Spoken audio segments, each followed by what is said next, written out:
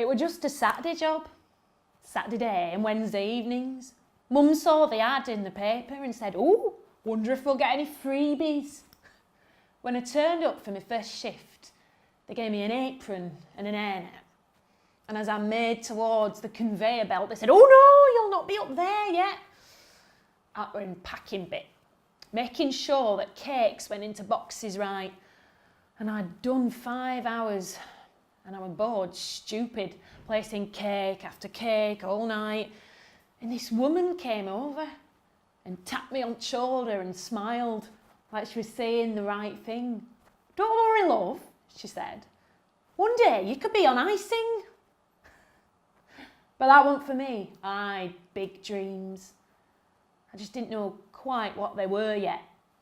So getting out to the wide, free world that sang like a siren, and I heard it. But I dreamed quietly, yearned silently, because I swear my dad could hear my thoughts. He were a big man in every sense of the word, and you knew when you'd been caught. I'd been in college all day, hours in library with Mansfield Park. And I came home and he was sat at the kitchen table just puffing a fag in the dark. He didn't look at me, just spoke. He'd a feel for drama. That's what made him a good rabble-rouser. Words were his sword and his armour his stick to stir the crowd up. He said, "You've got to contribute to your community. We've lost community, we've lost everything." And that were it. Let me know. He knew, you see, knew I was dreaming of jumping ship. And I felt guilty, never mentioned it. A month later, Mum found him in that kitchen, just lying there on the lino.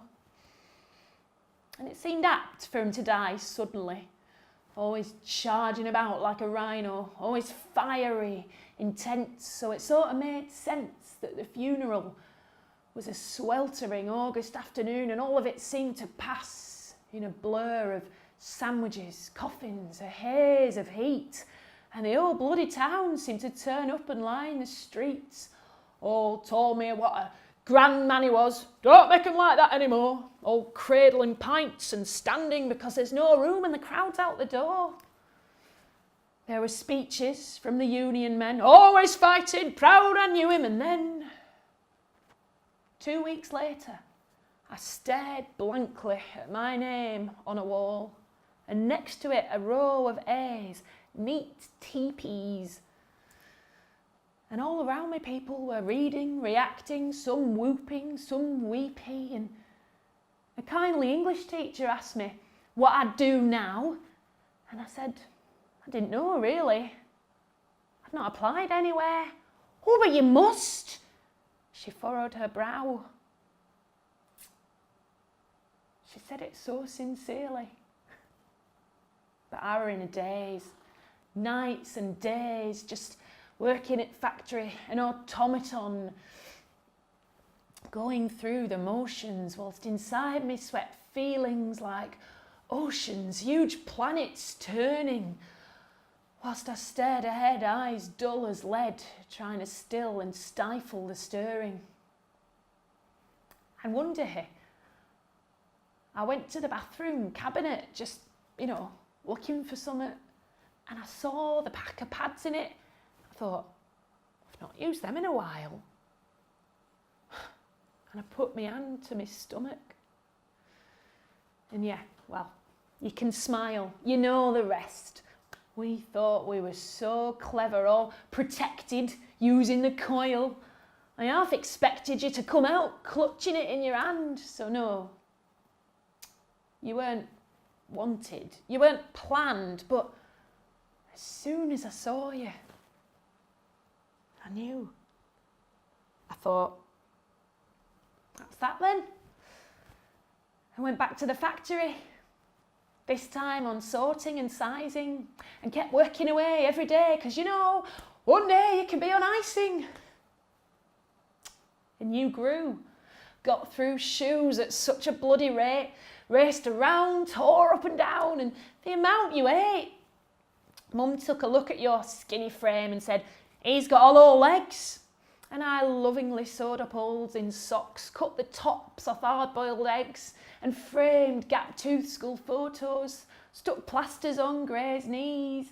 And it all goes by so quickly that I really can't believe it's suddenly time for your first day at secondary.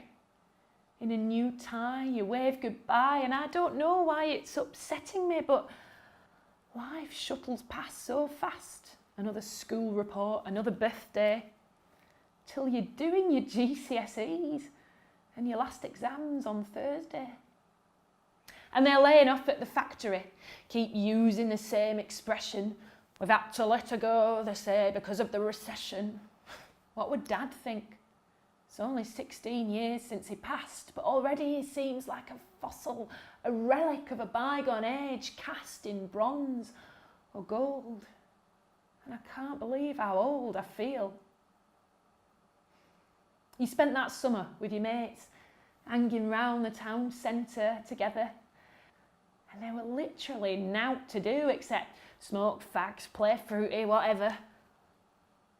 And that was where it started, wasn't it? I just thought you were being a moody teenager. I didn't know you were on it till I saw your arm and I tried to grab it and you pulled it away, ashamed, and tried to hide your habit.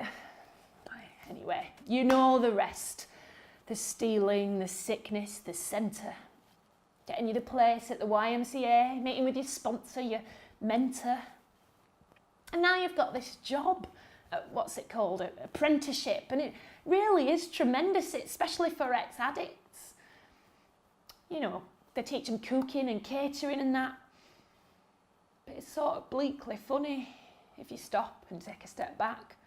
I mean, imagine lying in your hospital bed and who on earth's cooking for you but an army of the undead? But I like to think of you working, you know, really using your hands in your chef's whites. I'm proud of you, I really am. Thinking of you there, chopping and cutting and slicing. Because, my love, you know, one day you could be on Icing.